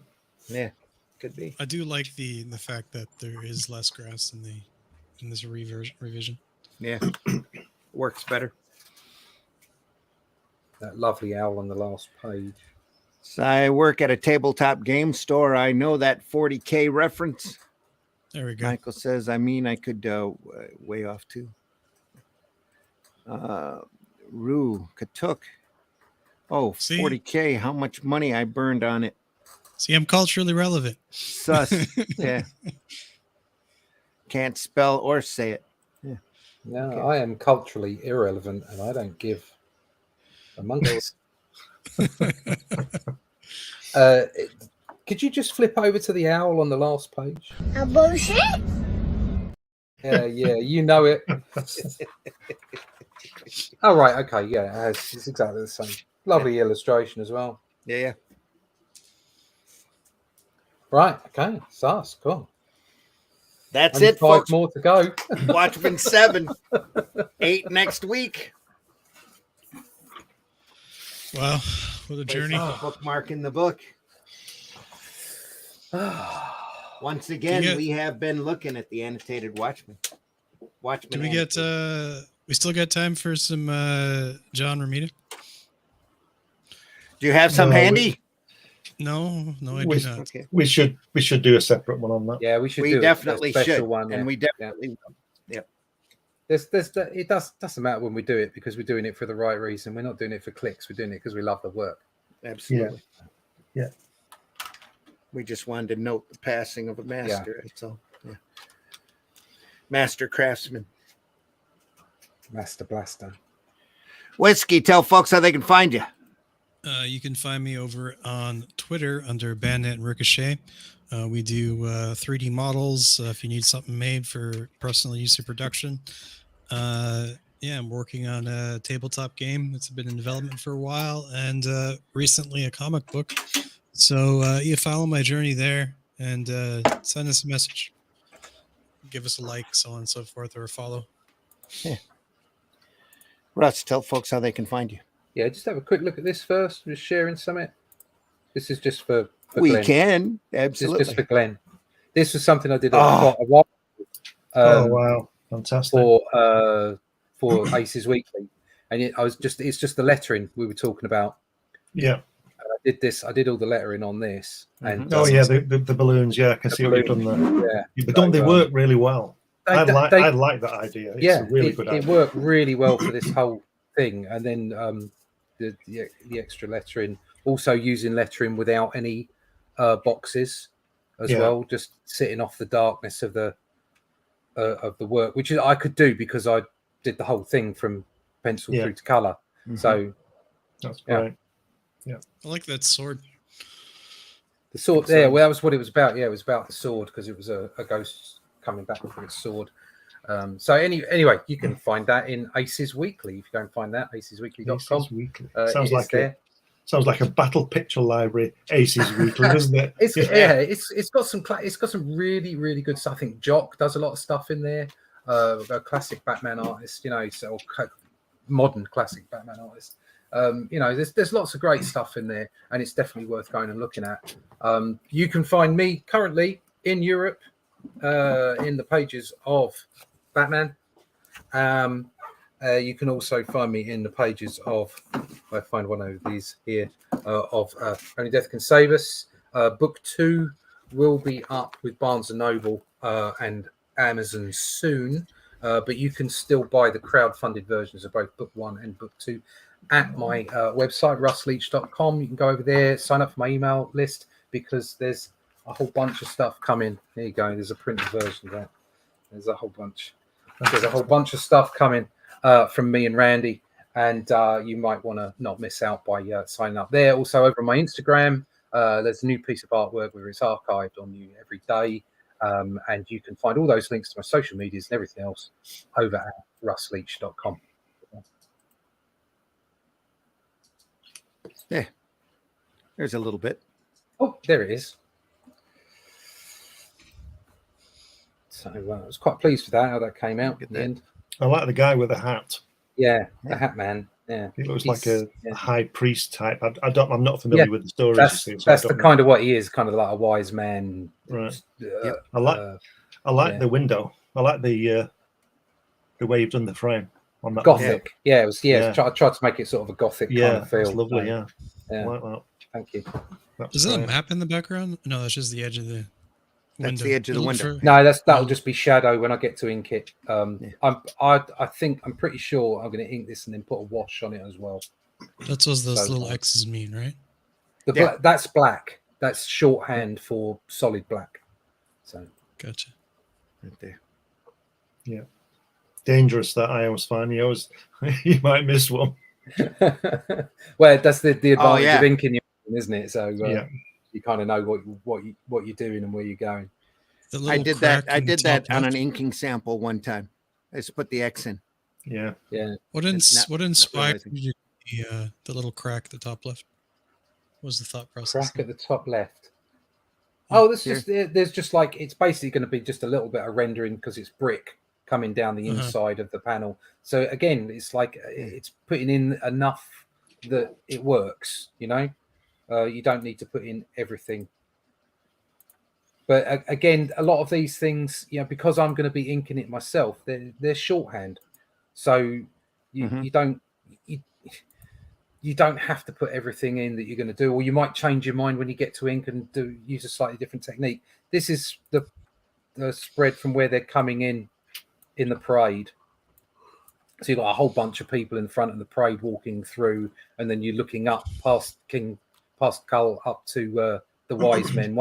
He's up in the top there, which is where Cull should be, but he's decided he wants to be on a horse out with the people, and a view through to the city here.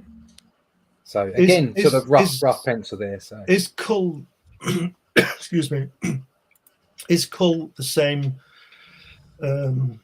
time as Conan? No, slightly before, way before. Yeah, but is it the same place? Similar. It's not. Cull ends up becoming king of Atlantis, and by the time Conan is around, Atlantis is gone. Yeah, right. Long gone. Yeah, right. Centuries old. Yeah. He is supposed to be a descendant, though, isn't he? Supposed to be. Yeah. There's a solid lineage there with Cull and Conan, and Cull's got I can't really say companion because that's not the right word to use. He's got a blood brother in most of the stories named Brule, and Brule is a descendant of Brack MacMorn, which is another character that Howard does. It's another story I wouldn't mind adapting, but that'd be heavy metal material, right? So Cull, it's a great story. Cull is Conan's sort of great granddad, a long descendant. Yeah, that kind of thing. Yeah, right. Yeah. Right. But and the characters, the cool thing, once you read the stories, the characters are completely different. There was a reason he was having a real rough time selling Cull stories, and there were a lot of Cull stories that sat in a chest until Howard was long gone, and they were going back to his estate, and they found all these stories. So of course they all got printed. But when he was submitting stories to Weird Tales, he was always being stopped or having to revise or whatever. So he cut a lot of the deep depth that Cull has out when he created Conan. Conan's a straight-on barbarian, very much like Schwarzenegger in the movies likes to hear the lamentations of their women, and that kind of just straightforward, hardcore masculine barbarian. Where Cull is like that. Yes, he's a real big warrior, but he's also very introspective, and he's always thinking and overthinking at times certain things. And it's really fascinating to get into the differences between the two. But it's real obvious that he decided to cut all that out and just go straight for the barbarian action when he did Conan. It was an easier sell to Weird Tales. So every time we do these outros, I completely forget to show my work, right? And then you guys like, your work, can we find you? And then you guys show your stuff, and it's so beautiful, and I'm like, oh yeah, I should show my stuff. So is it okay if I throw a real quick? Yeah, we got a little time, not much. But... settings, and then there we are. So this is one of we're talking about that comic I'm working on. This is on the tabletop game. This is one of the characters from the comic. Oh, that's cool. One of the Lich Lords. I know the gentlemen here have seen some of it, but it's nice work. Yeah, nice folds on that cloak. I appreciate that. That's right. Yeah, it looks good. I like the weight. Mm-hmm. The weight that you get with it. That's good. Like the sheen of the purple. Yeah, nice. Yeah, that was just how it sort of turned out with the what's it called, the filter. Yeah, it's just how it. Yeah, you still got to do it though. Yeah, most of that's the program itself, not my genius. The folds of the clothing is like the way everything is set up is. But how that sheen comes through. Don't run yourself down. You still got to apply it. Yeah. That's true. Yeah, and pick the color and be saying, you're only using it. You're only using a tool. Yeah. Nothing wrong with that. Yep. If the tool's there, that's what it's for. Exactly. Yeah, exactly. So, Glenn, tell folks how they can find you. Yeah, you see me. You can get me on Facebook and Twitter and places like that. You can get me in Barnes and Noble and all leading bookstores now. This is my book about my meetings with Jack Kirby at his home. Coming soon. It's also on Amazon, and coming soon in the same places in Barnes and Noble and Amazon is the second issue of Hatch, which is my cartoon character, and there he is in all his glory. There he is. That's coming in the summer. I'm not quite sure yet, but not long off. And I also publish Comics Unlimited, which is a 100-page sort of anthology of articles and stuff like that with interviews in. Russ has been in. Randy's writing me an article, and that comes out every couple of months or so. Issue 13 is on its way. You can get that on Amazon as well. Sweet. And folks, I've been your host. I'm Randy Zimmerman. You can catch my stuff at aerocomics.store, where you can find such books as Hero Bot Zero, which is a great, lighthearted, cartoony, 3-foot-tall giant robot fighting large monsters as long as he can get time and a half for overtime. Paragon, which is a superhero story I'm very proud of with a nice twist ending. Great superhero action, and Calico Shard, which is a fun fantasy book about a group of fantasy characters trying to put their world back together again. And you can also catch me right now at fundmycomic.com. I have a Fool campaign over there of a really fun superhero action story of a guy who dresses up in a ragtag outfit. There he is here. Aero Comics is proud to be it. That's not it. I get the video instead of the pictures here. That guy right here. Dresses in a ragtag outfit, a suit, goes around, fights street crime using practical joke weapons. He has a rubber chicken, and he's not afraid to use it. And everybody he ties up for the detains for the authorities, he takes a section of their clothing as a trophy and incorporates it into his action duds. So it's a very, very fun book. Lots of great action, a little bit of violence, a little bit of the ultra violence, but It's all good. And then coming soon, we currently have this being colored. A science experiment gone wrong. Young lady who can shoot chains out of the palms of her hands. So she wakes up not knowing where she is and fighting her way out to freedom. So that's going to also be a fun book. Does that take these chains from my heart and set me free? Pretty much. Yeah. Yep. And folks, we all want our piece of cake. Yum yum. So let's go out there and try to make this business a little better than what you found it. Stay tuned with us on Sunday on the Indie Comics Network as we have a great interview. I think it's a really good episode. It's a pre-recorded episode because our interviewee is currently at Heroes Con in Charlotte, North Carolina. But Sunday Funnies, we have an interview with the great Andrew Peapoy as he talks about his work of Simone and Ajax, the adventures of a young lady and her best friend who happens to be a little green dinosaur as they go through life in all sorts of crazy situations. And you'll get to meet the Lemming Suicide Squad and all sorts of greatness. I had the joy of printing some of the Simone and Ajax work with Arrow Comics before, back in Arrow Anthology in the 90s. And Andrew is now putting a lot of that material together. His current Kickstarter campaign is up and rolling pretty strongly. And I can't recommend it to you enough. So go over and look at that Kickstarter campaign under Simone and Ajax, or just type in Peapoy at Kickstarter. It ought to take you right over that campaign. But don't miss this Sunday's episode. Andrew's been inking in professionally for many, many years, and he has a lot of great stories to tell. And we were real happy to have him on. I don't know what that is. Oh, that's the frontispiece for Cull. Okay. There's another page from that book where I'm currently getting colored. Another one there as well. Nice colors. Can't wait to kick that out. That's going to be a great, and we'll do a campaign for that here in a couple of months as soon as all the colors come in from Patrick. It's ready to go right now. I'm just finishing up the print file for the Fugle. So I've got another pinup to do and a couple of pinups to color that I want to put into it. And other than that, that print file is going to be ready to go. So it ought to be out shortly. So get in now. When that book goes to the printer, as soon as it comes out of the printer, we will be withdrawing the campaign from fundmycomic.com. So that you can still catch it. You'll be able to catch it once it's in print. It'll be posted up on the Arrow Comics store for availability, but don't wait. You want to get in on this now. We also have a great PDF file available for only $3. And that's going out as soon as the print file is done. When the print file goes to the printer, we'll send the electronic files out to folks for them to enjoy. And I can't wait for you to read this story. I've been incredibly proud of it ever since I did it. So artwork for that is by Chris Tyson. Colors for that is by Patrick Gama. I can afford the $3. Just a lot of fun. There's the cover. So, and Glenn will have a pinup in it. C. Michael Lanning will have the back cover on it. And there'll be a couple other pinups inside as well. So, all right, folks, it's time for us to roll. So we'll see you next Friday for chapter 8 or issue 8 of the Watchmen, part 8 of our, things are our getting Watchmen good collection.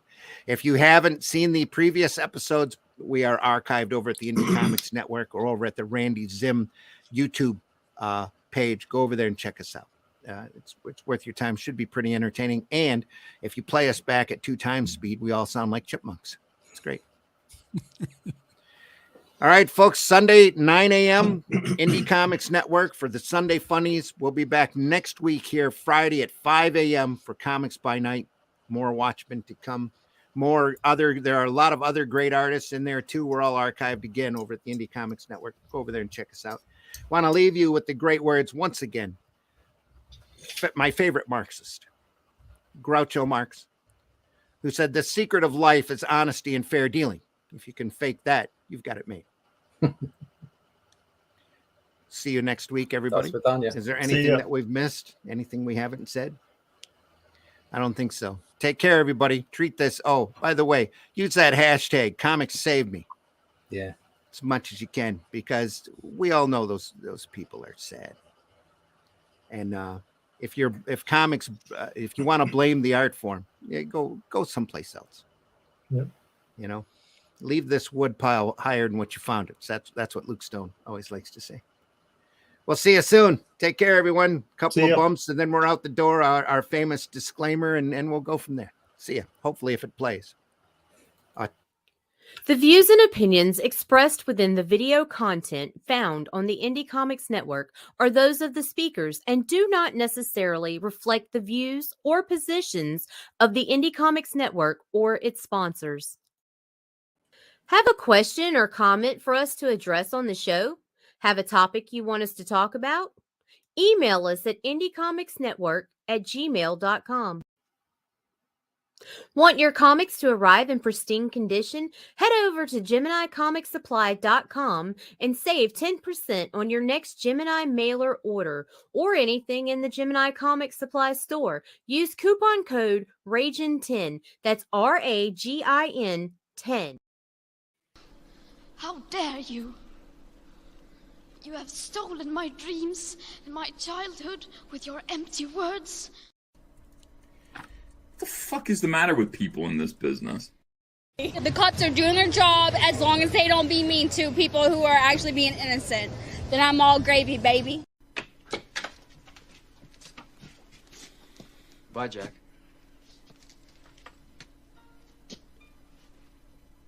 We really shook the pillars of heaven, didn't we, Wayne?